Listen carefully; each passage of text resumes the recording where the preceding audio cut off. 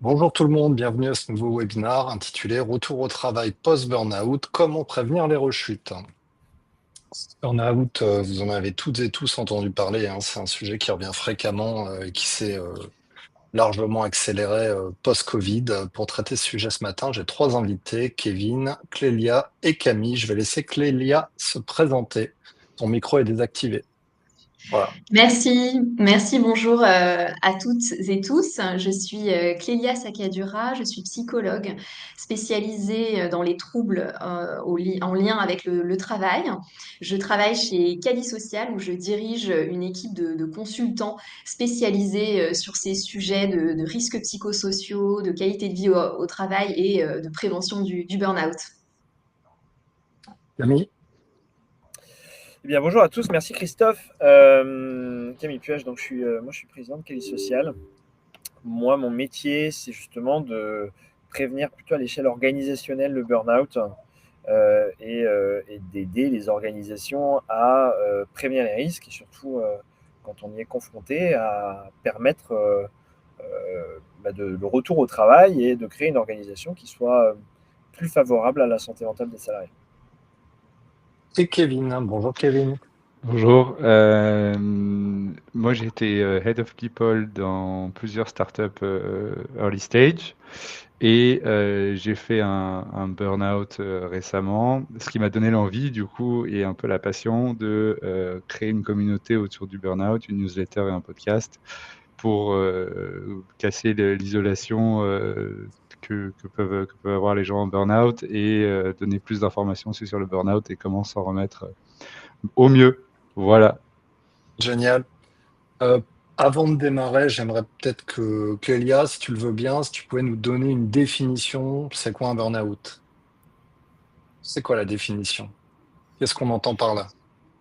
Oui, alors c'est une question qui est souvent posée parce que ce terme de burn-out, on l'utilise un peu à toutes les sauces en ce moment et puis depuis quelques temps maintenant. Et c'est vrai que c'est important de redonner le cadre de ce que c'est qu'un burn-out de manière un peu imagée. Ce qu'on dit souvent du burn-out, c'est ce moment-là où tout s'arrête. Il y a souvent, voilà, dans les podcasts, les vidéos, c'est mon corps a dit stop. Et donc, on pourrait imaginer que le burn-out, la définition du burn-out, c'est uniquement ce moment-là où justement on ne peut plus aller plus loin. Alors que le burn-out, c'est un processus qui implique le stress chronique. C'est un processus qui peut prendre plus ou moins longtemps selon les individus et la manière dont on va réguler son stress. Et c'est surtout un symptôme, un syndrome hein, plutôt, d'épuisement professionnel. Donc, bien évidemment, il a été utilisé dans d'autres champs que le travail. On parle aussi de burn-out parental, mais aujourd'hui, on va vraiment parler du burn-out professionnel. Donc, c'est l'épuisement en lien avec une chronicité de son stress qui va amener l'individu un matin à ne plus pouvoir réaliser ses tâches quotidiennes, y compris aller au travail, mais pas que, en fait. Hein, voilà. Et de manière un peu plus psychiatrique, il faut savoir que le burn-out a été inscrit par, par la CIM, donc la classification internationale des maladies, en 2019, donc c'est assez récent, comme un trouble à part entière. Donc le burn-out, c'est un syndrome qui résulte de ce stress chronique, comme je vous le disais, et qui a été identifié par trois dimensions. Donc ce sentiment de manquer d'énergie, donc l'épuisement, la mise à distance mentale du travail, donc souvent caractérisée par du cynisme, des critiques, et une réduction de l'efficacité professionnelle malgré sa présence, puisque cognitivement, l'épuisement vient alimenter l'incapacité cognitive à être au travail. Et cette définition qui est entrée donc, dans la CIM 11, elle s'appuie sur les travaux d'une chercheuse qui est Christina Maslach. Top. Une petite question rapide hein, aux participants ce matin qui nous écoutent. Le burn-out, un sujet pris en main? Est-ce que c'est un sujet pris en main dans votre entreprise? Oui, non, ou est-ce que c'est un projet RH en cours? Question que vous vous posez, vous avez décidé de vous y mettre. Je vous laisse quelques instants pour répondre. Je vois qu'on est pour l'instant 113. Autant on en entend beaucoup parler, mais pour autant, ça ne veut pas dire que toutes les entreprises ont mis en place des actions, soit pour s'en prémunir, soit pour euh, gérer ce qu'on va voir ce matin, c'est-à-dire le retour au travail post-burnout.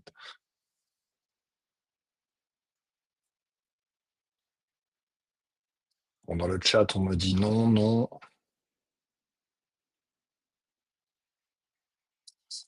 François nous dit sujet quotidien comme médecin du travail.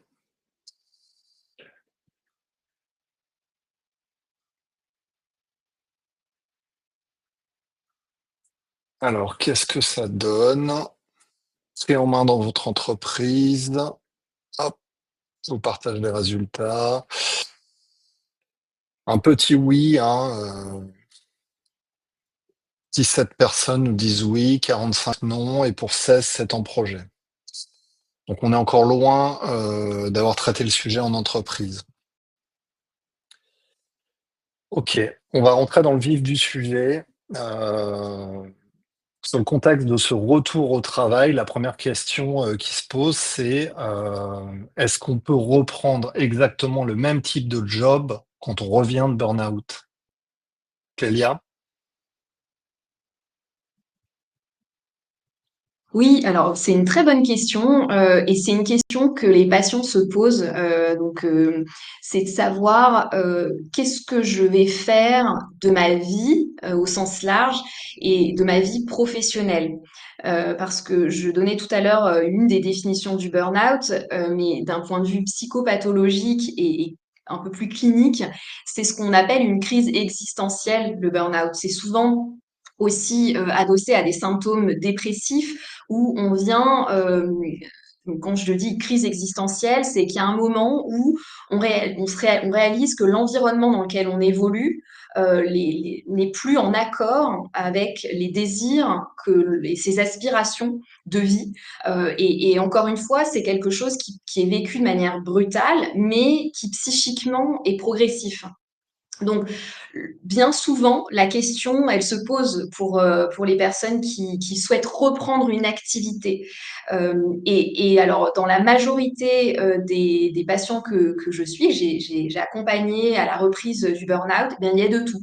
Ce sont des personnes qui souhaitent et qui n'ont pas altéré leur rapport à leur métier, mais qui ne peuvent plus l'exercer dans les mêmes conditions chez le même employeur, par exemple.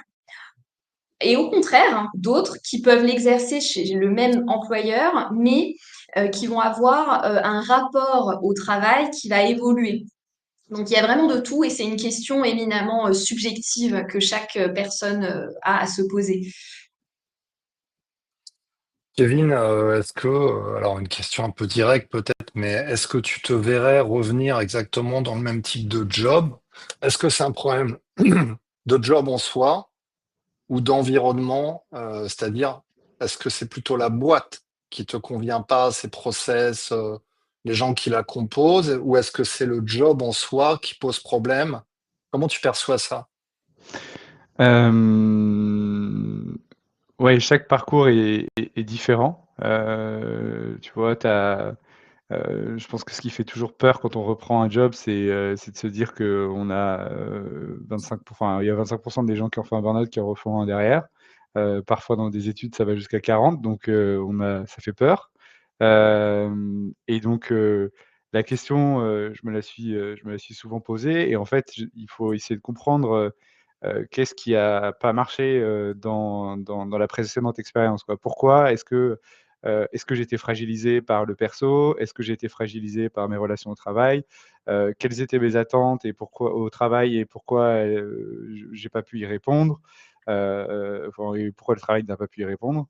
Et en fait, je pense qu'il y a un gros travail thérapeutique et je pense que, enfin, moi, j'étais une des premières personnes à dire que j'aurais jamais besoin de psy et que je ferais jamais un burn-out dans ma vie. Et là, je me suis retrouvé justement avec un suivi thérapeutique, me dire, OK, ah, je comprends en fait le poids que j'avais mis dans le travail, la relation que j'avais créée avec le travail, qui était souvent trop axée performance et dépassement de soi et pas être capable en fait de me mettre des limites et de me satisfaire de ce que je faisais. Et donc la réponse à ça, c'est que moi, ma découverte, c'est de me dire, OK, il y a déjà ça, cette relation au travail que j'ai travaillé. Et l'autre partie, c'est OK, je comprends aussi que je suis à un stade de ma vie en tant que jeune parent où j'ai besoin d'énormément de flexibilité et que du coup, le format de travail qui sera le bon pour moi, ces prochaines années, ce sera plutôt, celui, d'un freelance ou, d'un entrepreneur plutôt que, celui d'un salarié. Là où je sais que je vais refaire même si je les ai compris, je risque de retomber dans certains, des mécanismes similaires que j'ai pu avoir, quoi. Et je pense que c'est ça qui est intéressant. J'écoutais un psychiatre belge qui disait qu'en fait, quand on est en burn-out, il faut pas seulement essayer d'aller mieux et de prendre du temps pour soi, mais il faut acquérir de nouvelles compétences. Et ces nouvelles compétences, c'est savoir dire non, savoir se reposer, savoir faire plein de choses comme ça.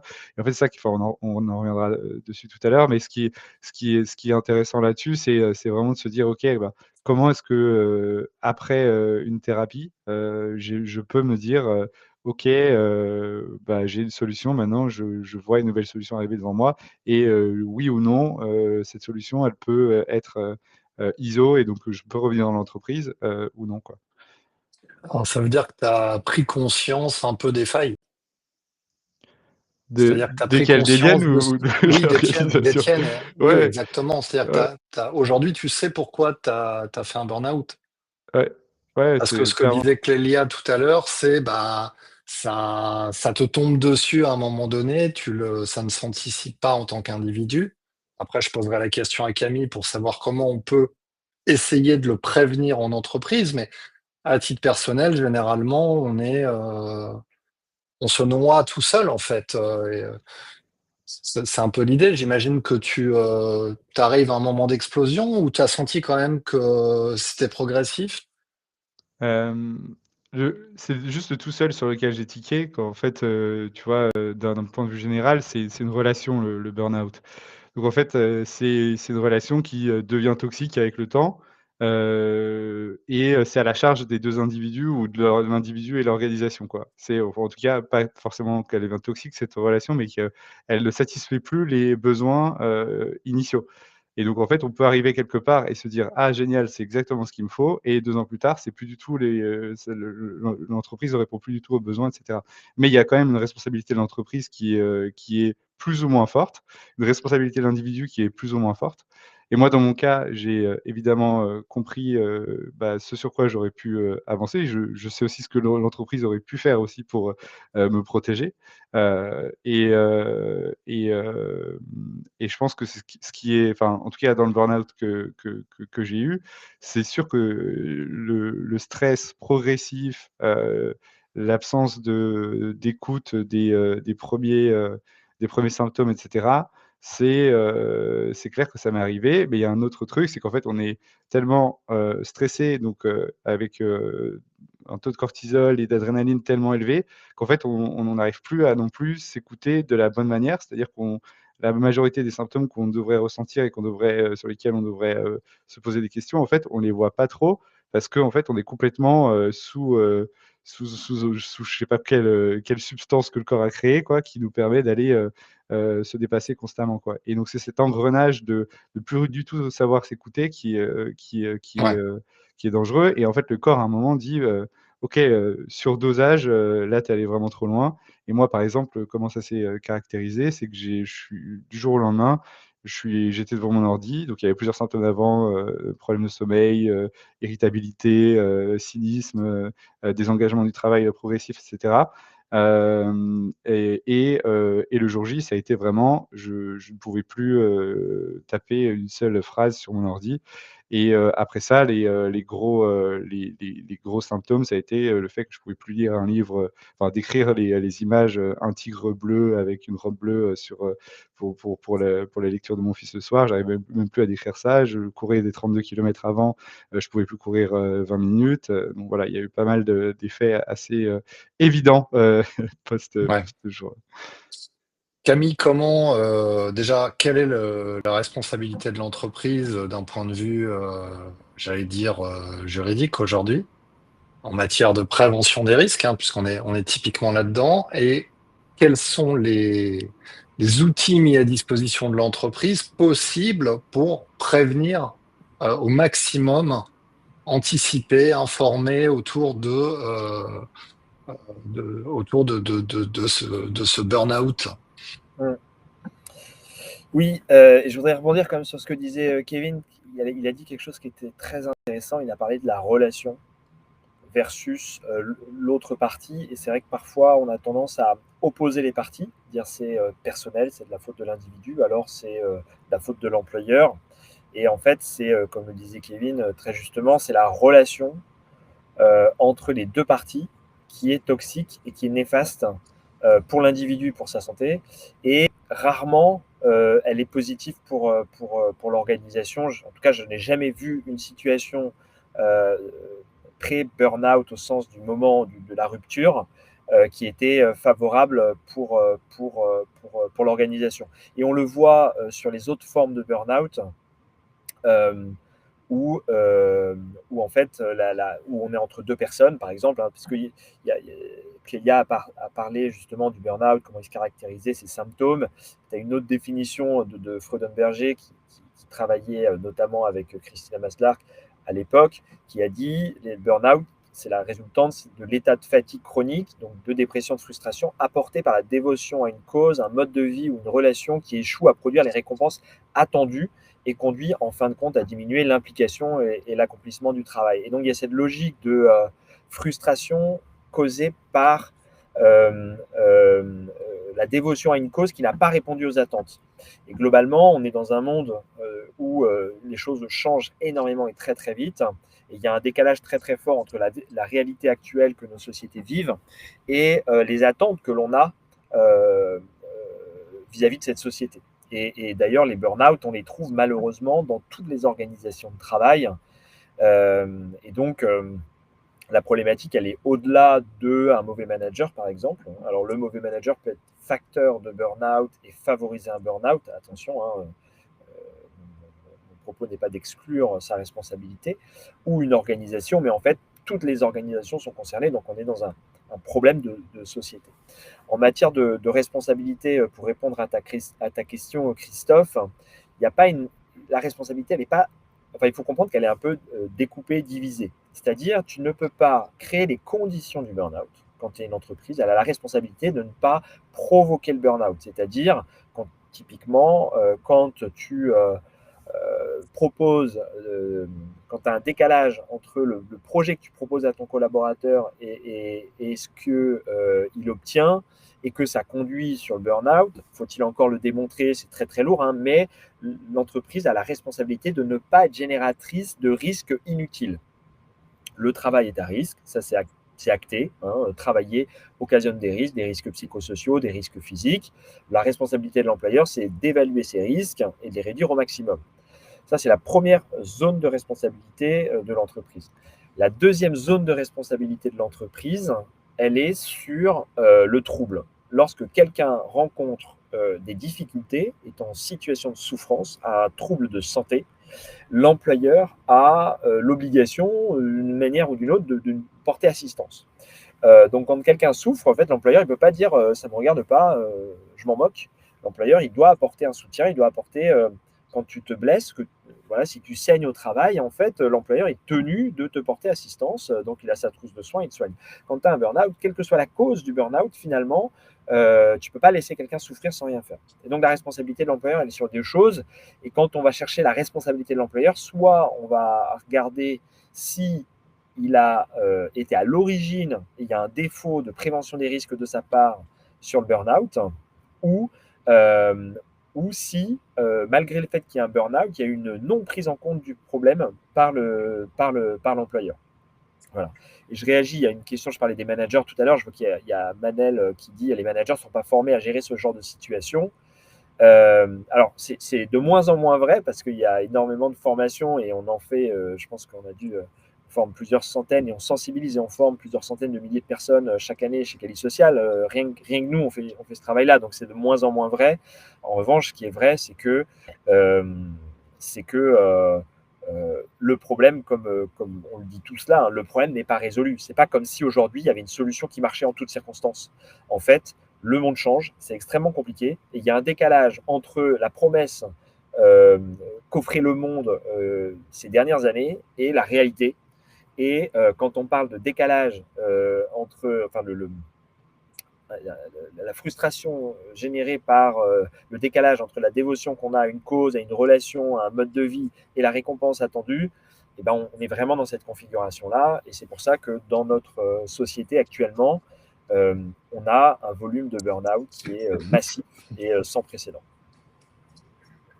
Comment on aide les personnes qui reviennent de burn-out ou qui sont en burn-out à se reconstruire, à reprendre confiance en elles, Clélia?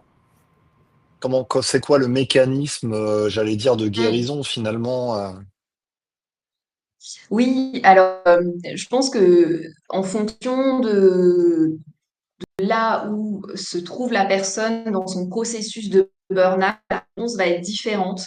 C'est-à-dire que une personne peut, je vois dans le chat des personnes qui décrivent des symptômes physiques, émotionnels et qui viennent consulter à ce moment-là, que ce soit le psychologue en libéral, voire le manager, les ressources humaines, le médecin du travail, et viennent se dire, je suis sensible à ce qui se passe, je vois bien qu'il y a un problème, et finalement, ils sont dans une anticipation de vraiment la chute du burn-out. Donc, le travail, il va être différent entre cette façon, on va dire, de reprendre le travail avant la cassure qui peut être assez brutale. Et il va y avoir aussi le cas des patients qui sont en arrêt de travail depuis de plusieurs semaines, voire même de longs mois, qui commencent à se sentir un peu mieux parce que évidemment ce qui soigne c'est le repos avant tout, hein. Le burn-out c'est un épuisement, donc le corps est épuisé, le cerveau est épuisé, donc le repos en tant que tel est indispensable. Donc ça, c'est un point. Donc ça passe par le corps.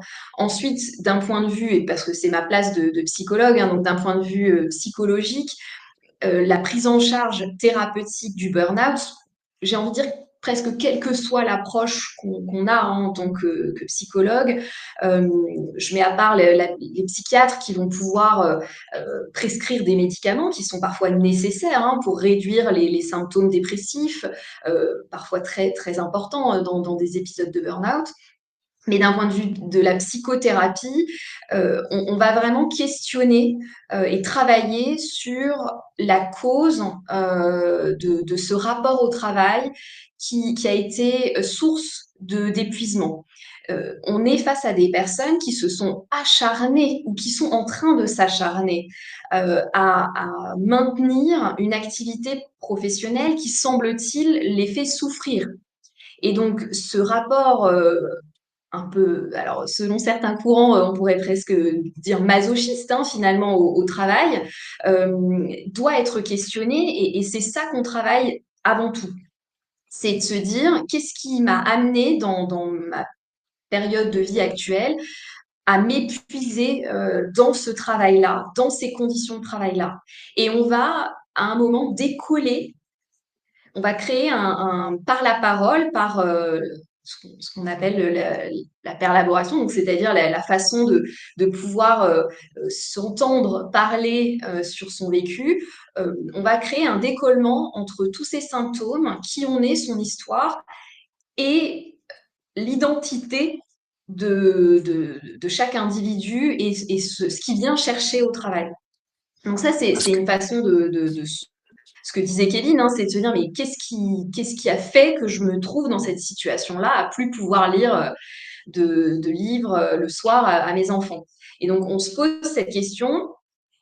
Et après, on peut adosser plusieurs pratiques, en fait. Hein. On peut réaliser voilà, le retour au corps, c'est-à-dire que faire fonctionner le corps et l'esprit pour réguler le stress.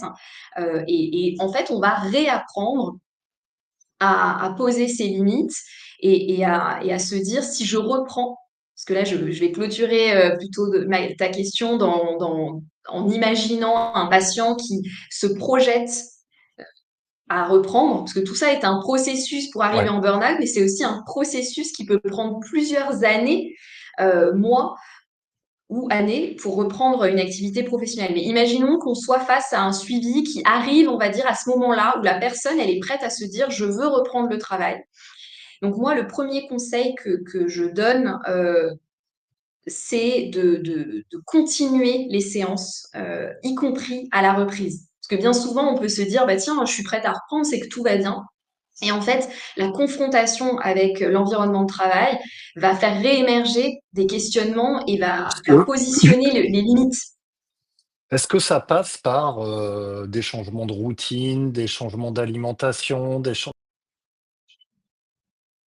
Et ça peut complètement passer par ce genre de décision, hein, surtout si on a identifié que le problème était lié aussi à une hygiène de vie problématique. Mais c'est pas systématique, hein, c'est pas vraiment systématique. On a perdu On l'a Christophe. perdu. Ouais, non, c'est bon. J'ai répondu à ta question en disant que c'était pas systématique. Mais en revanche, ce qui est assez ce qui peut être un fil rouge dans le retour au travail de personnes qui se sont épuisées au travail, c'est cette question des limites. Parce que précisément, on a beaucoup donné.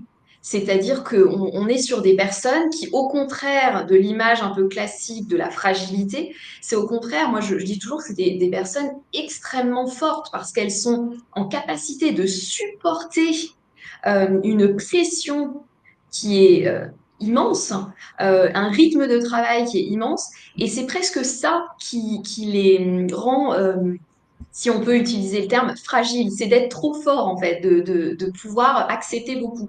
Et donc, le travail assez commun, c'est d'apprendre à écouter ses propres limites et à venir les poser. Et chacun va les poser à l'endroit qui lui semble acceptable pour lui. Kevin, toi, aujourd'hui, tu te projettes, tu as dit tout à l'heure, peut-être que je serai indépendant, je serai à mon compte, donc tu ne te projettes pas forcément dans un retour dans ton poste précédent.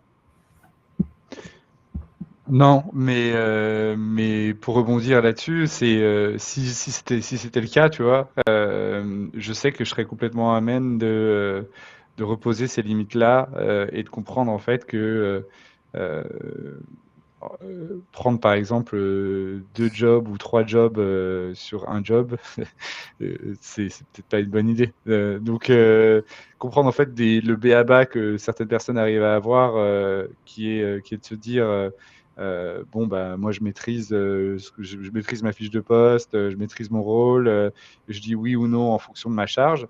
Bah en fait moi je trouve que c'est les personnes en burn-out, si c'était des sportifs, et encore il y a des sportifs qui font des burn-out, mais si c'était des sportifs, ils se rendraient compte que on leur a demandé de courir 40 km et qu'eux, ils peuvent en courir que 2. Euh, dans le travail et dans la charge, dans la charge, on va dire, intellectuelle, c'est un petit peu moins facile de se rendre compte de ça. Et donc, du coup, on ne sait pas si travailler, endosser 10 responsabilités qu'on arrive à faire en 50, 60 heures, bah, on ne sait pas si ça c'est trop ou si c'est pas assez. Et en tout cas, en fait, les personnes en burn-out ne savent vraiment pas enfin, qui sont prônes au burn-out ne savent vraiment pas faire la différence, quoi. Et c'est ça en fait qui manque. Je pense que le tissu français, c'est beaucoup de PME, de petites organisations quand même.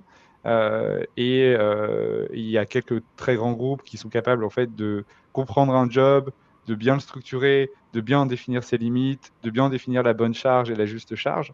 dans le monde auquel j'appartiens, qui est le monde des startups et plus élargi des PME, on va demander aux individus de constamment être en progression, de constamment donner plus, de constamment plus performer, parce qu'en fait, on veut toujours faire plus avec moins.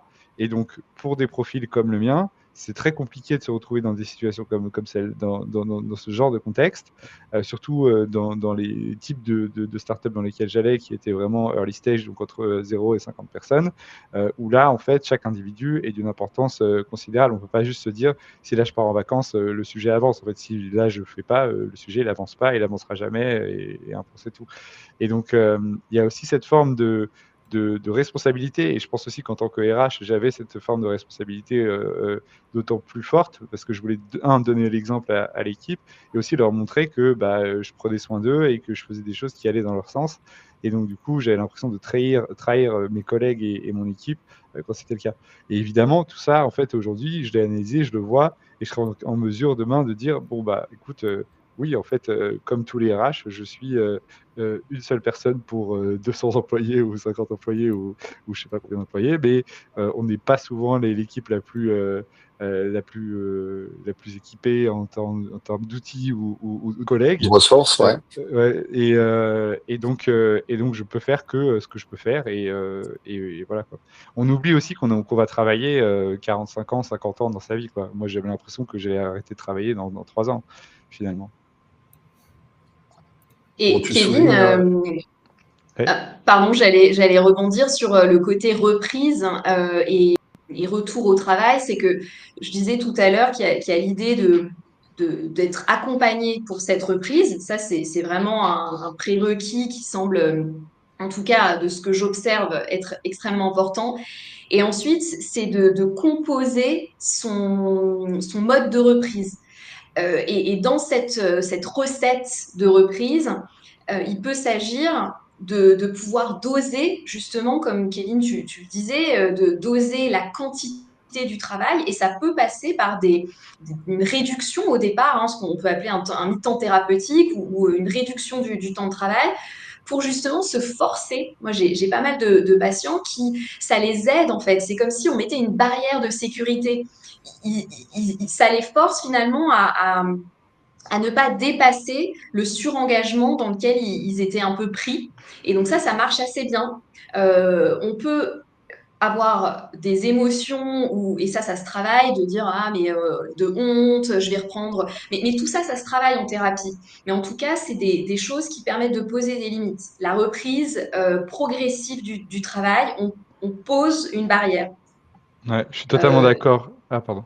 Oui, J'ai cru que tu allais vas-y, terminer. et je me demandais, voilà, si tu avais d'autres ingrédients comme ça qui pourraient aider les personnes qui nous écoutent à choisir leur Ouais. modalité de reprise. Ouais, alors en France, on n'est pas aussi avancé que les Belges. Les Belges ont un truc qui s'appelle, je regarde mes notes parce que je me rappelle jamais, j'ai zéro mémoire, un trajet de réintégration. Et les trajets de réintégration là-bas, c'est obligatoire. Et en fait, post-burnout, on a un médiateur, on est entouré de la médecine du travail, etc., pour reprendre petit à petit le travail. Et c'est hyper cadré et systématisé. C'est ça qui est intéressant. En France, on peut aller chercher les mi-temps thérapeutiques, mais même pas besoin. On peut juste dire, bon, ok, là, je vais reprendre le travail. Je suis toujours accompagné d'un psy. Évidemment, c'est nécessaire de chez nécessaire pour moi, parce on se remet en tension là où on ne l'était plus avant, en revenant au travail. Et après, il y a vraiment cet aménagement du travail. Et moi, je rajouterais même quelque chose au-dessus. Je pense que la surcharge du travail, c'est un des plus gros vecteurs qui aide, qui aide à Facteur faire en de sorte que risque. un facteur de risque. Merci, j'avais plus le terme. Merci, Kevin. Et en fait, on voit que si ça arrive aussi parce que les gens sont au fur et à mesure un peu désolidarisés de leur idéal, de leurs attentes, de tâches qui leur plaisent plus trop. Et donc, on surcharge quelqu'un qui est moins motivé par son travail.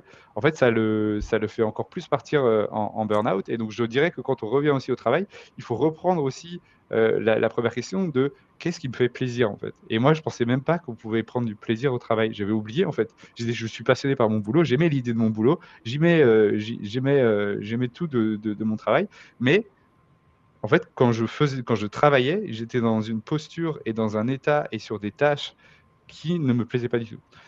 Et en fait, j'ai appris maintenant que je pouvais me mettre dans des états assez anxieux quand j'étais sur une tâche et que ça allait ne pas me permettre d'aimer la tâche et que parfois, dès qu'il suffisait juste de faire un pas de côté, j'ai aussi appris qu'il y avait des tâches qui n'étaient pas du tout faites pour moi et sur lesquelles il fallait pas du tout que je travaille. Et en fait, l'idée, c'est de revoir au fur et à mesure son boulot et de se dire, bon, bah, ok, je travaille avec l'entreprise pour redéfinir mon travail, redéfinir ma fiche de poste pour qu'elle puisse me nourrir et qu'elle ne me draine pas à chaque fois.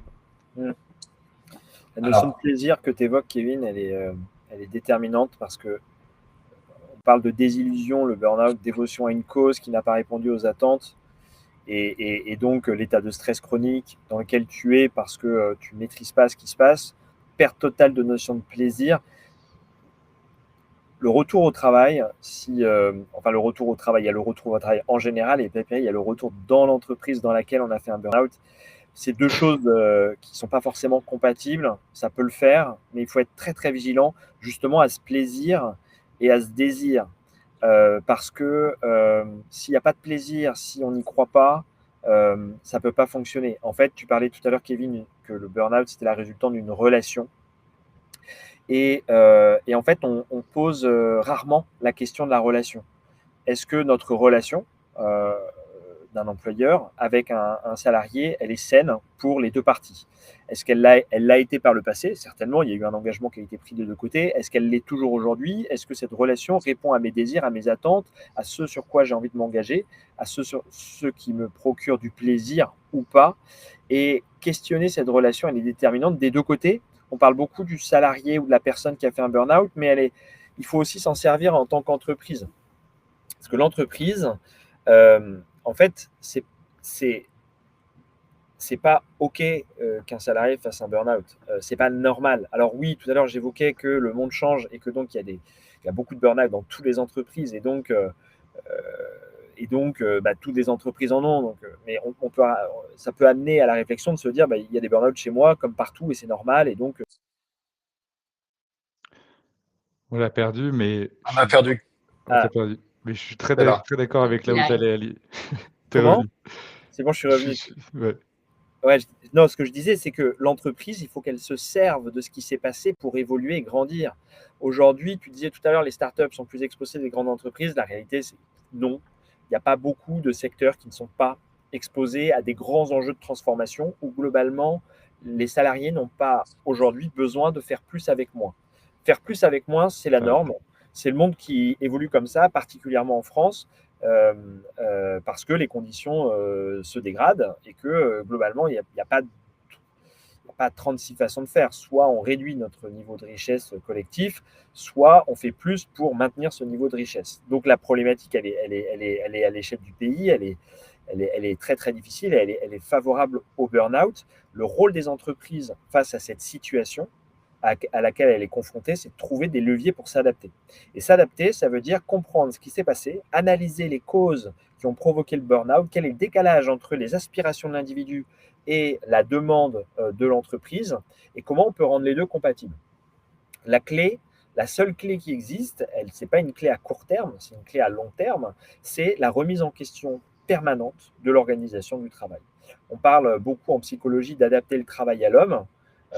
Donc il y a les deux sujets, adapter l'homme au travail, mais le travail à l'homme. Et en fait, nos organisations aujourd'hui doivent se servir, je ne sais pas si c'est le bon terme, des situations, des dysfonctionnements qu'elles rencontrent. Et donc quelqu'un qui fait un burn-out, c'est un dysfonctionnement, c'est pas OK, pour se remettre en question, faire évoluer son organisation et se dire qu'est-ce que j'aurais pu faire pour l'éviter et comment notre organisation de travail n'a pas pu désamorcer la situation plus tôt. Ouais, si je peux rebondir. Oui, vas-y, Kevin. On a tous voulu sauter sur l'occasion. Non, c'est super vrai ce que tu dis et je voulais rebondir là-dessus. C'est qu'en fait, tu tu as deux manières de gérer un burn-out en tant qu'entreprise, quoi. Soit tu as honte et tu es dans le déni et tu dis: «OK, ça arrive à d'autres et c'est la faute de la personne et cette personne elle est fragile». Combien j'entends de gens qui ont fait des burn-out à qui on a dit: «Bah, en fait, tu es fragile, c'est toi qui as craqué. C'est pas la faute de l'entreprise, votre génération, elle est foutue».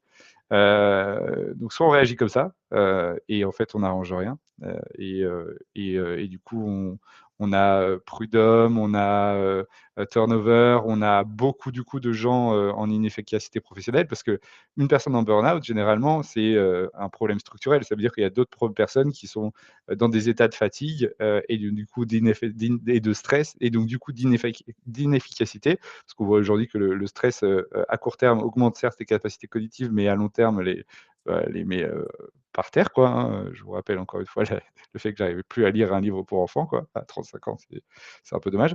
Ou soit on le voit comme une opportunité et cette opportunité, elle est géniale. Ça veut dire qu'on est on est en sous-régime sur plein de postes différents.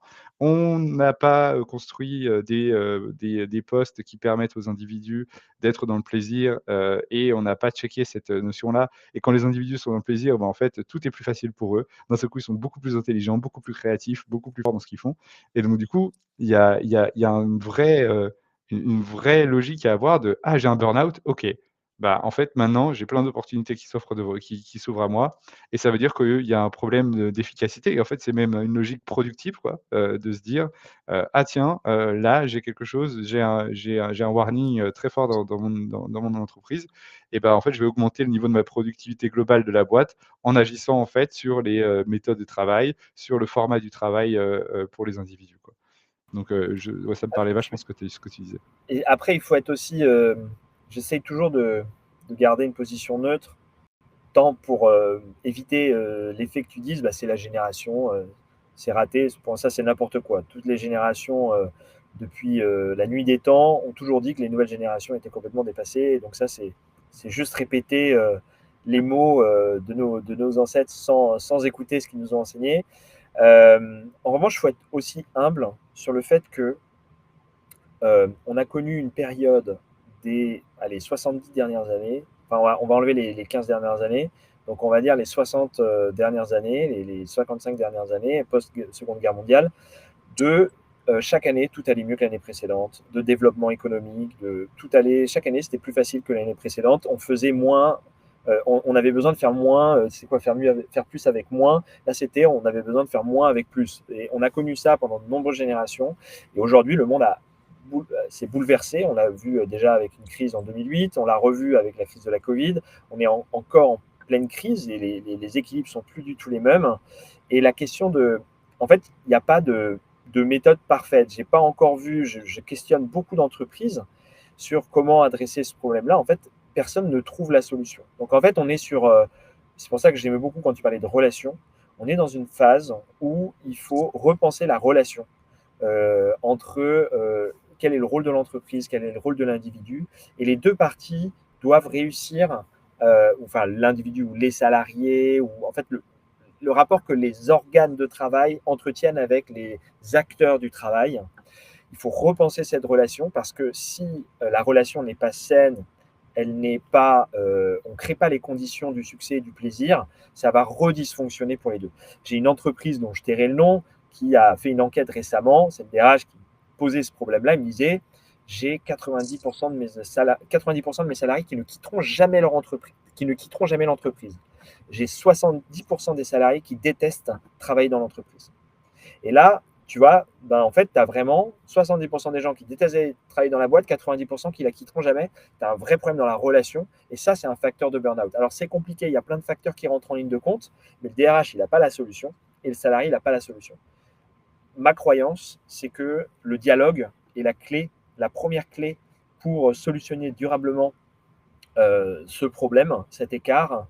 Et ce que peut faire l'entreprise avant même de penser à se transformer et trouver la solution, c'est créer les conditions de dialogue. Et ce n'est pas un truc que tu dis une fois et après ça fonctionne, c'est répéter, répéter, répéter pour que l'individu, le plus tôt possible, soit en capacité de détecter que finalement il ne prend plus de plaisir et de désir et que ce n'est pas OK de ne pas prendre du plaisir au travail et qu'il ait le réflexe de trouver les mots, parce que malheureusement, enfin, on peut former les managers pour qu'ils détectent, Mais ça ne suffit pas, il faut aussi former les individus, l'ensemble de notre population, à s'auto-détecter et à pouvoir parler du sujet, trouver l'écoute, la porte ouverte qui va permettre de dire il y a un problème et en fait on va droit dans le mur.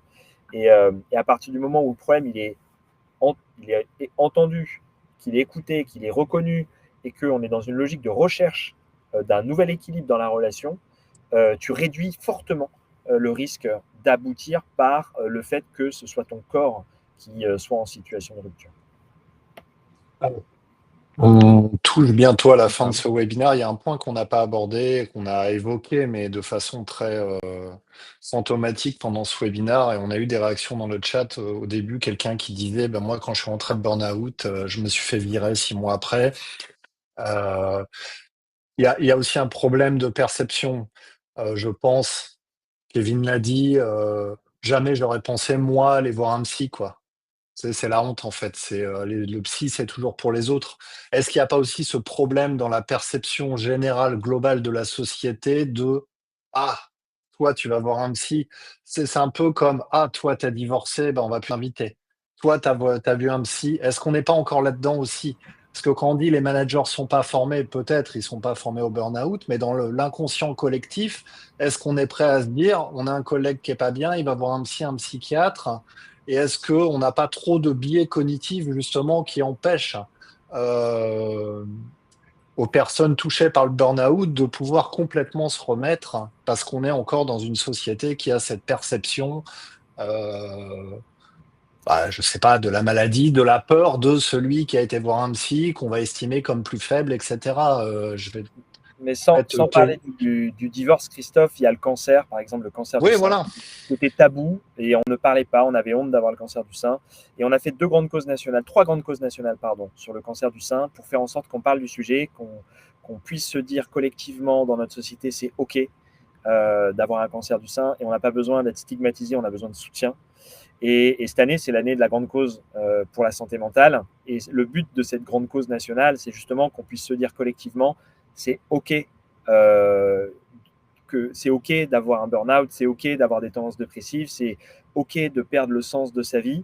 Et l'enjeu, c'est de ne pas le stigmatiser. L'enjeu, c'est de pouvoir en parler, de le traiter, d'aller voir un psychologue. Kevin parlait des sportifs. Le sportif, très très jeune, il a un coach, il a un psychologue, parce qu'on sait qu'il va traverser des moments très très difficiles et que s'il n'est pas très aligné avec le pourquoi il fait ça, et ben, ça va l'impacter durablement dans sa vie. Ma croyance, je recommande à tout le monde d'aller voir un psy le plus vite possible pour être sûr, pas forcément pour traiter un problème, mais pour être sûr qu'on a bien conscience de nos essentiels, de notre vision, de ce qu'on attend, de ce qu'on désire faire de notre vie, parce que la vie, c'est pas facile, la vie, c'est dur, et la seule chose que l'on a tous, c'est de se rappeler de pourquoi on fait les choses et de mettre des limites. Mais pour pouvoir mettre des limites, il faut savoir, faut bien comprendre ses essentiels. Et le psy, il est là pour aider à prendre conscience de ses essentiels. Et voilà, moi, je suis un fervent défenseur de voyons tous des psys, on ira mieux, tout simplement. Donc là, on a tous été voir un psy, là, tous les 4. On a tous vu Clélia, là. Heureusement que non, mais peut-être qu'on pourrait, parce que Christophe, ton audience, c'est quand même majoritairement des RH, des personnes qui doivent prendre en charge le retour au Ouais. travail de collaborateurs qui se sont arrêtés peut-être pour certains plus de longs mois, qui reprennent le travail. Et de manière très pratique, ce qu'on peut leur dire aujourd'hui, c'est que c'est un métier qui est compliqué de gérer le retour au travail de quelqu'un en burn-out, puisque c'est une situation individuelle face à une organisation qui reste collective et orientée vers la performance. Donc, en effet, on n'a pas, il faut pas l'oublier. C'est intéressant de se poser ces questions de désir, de ce que j'ai envie de faire, mais souvent le manager il dit ben oui, mais moi j'ai un poste, il est à temps plein et si la personne elle revient pas, ben le travail il tourne pas. Donc je pense que c'est aussi important peut-être, je me permets de rappeler que il y a aussi le concret de l'organisation du travail qui peut venir faire violence au moment du retour. au travail et que, en effet, c'est compliqué de trouver des ajustements qui conviennent à ce retour. Est-ce que en tant Mais que RH, tu dois en parler à l'équipe et être transparent et dire, bah tiens, telle personne n'est pas là depuis 6 mois, elle est en burn.